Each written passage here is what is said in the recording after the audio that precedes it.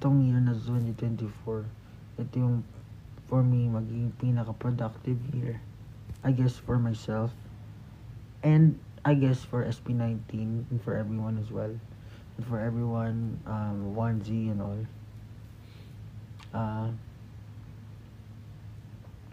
Yeah, magiging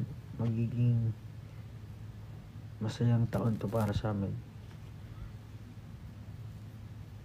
Sobrang action nyo, pero kung di nyo pero abangan nyo po yung mga releases ko. Sana po may time kayo, pakinggan nyo. Kung magustuhan nyo, i-stream nyo. Pero kung di nyo magustuhan, edi skip nyo na lang. Pakinggan nyo po yung mga i-release ko. Sana ma-enjoy nyo. Kasi alam ko naman hindi naman lahat ng tao parang pagdating sa genre, alam mo yun, pare-parehas ng gusto. Pero sana mapakinggan nyo, ma-enjoy nyo. Pag nagustuhan nyo, stream nyo pa ulit. Pero pag di nyo trip, bigyan nyo parang chance, mga 3 beses.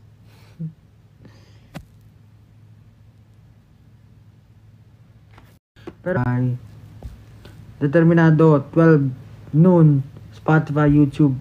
Bye-bye. Thank you. Pablo, Exos Bay. Yun, siguro, ulit-ulitin ko na lang. Ano po, abangan niyo po 12 noon sa Spotify, tsaka sa YouTube Music, YouTube. Ayan, meron mag-upload po ako ng new release. Abangan niyo na lang. Yan, Determinado, kasama ko si Josue dyan. Tapos pakinggan nyo. Ulitin ko, pakinggan nyo. Kapag natripan nyo, edi stream nyo. Kapag di nyo natripan, pakinggan nyo ulit. Baka may malila sa tenga nyo, may tutuloy.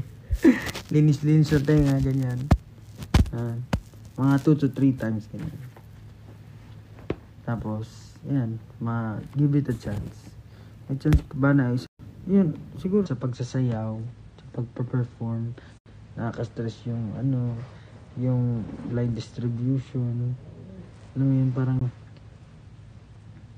bukod sa pagsasayaw, sa pagpa-perform, kailangan mo isipin na syempre i-block yung new blockings, yung new lines, ano pa ba, tsaka iba pa rin pag-system gumawa.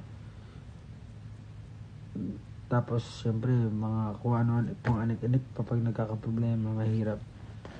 So mas maganda talaga kompleto. Nakaka-stress yung mag-1M na.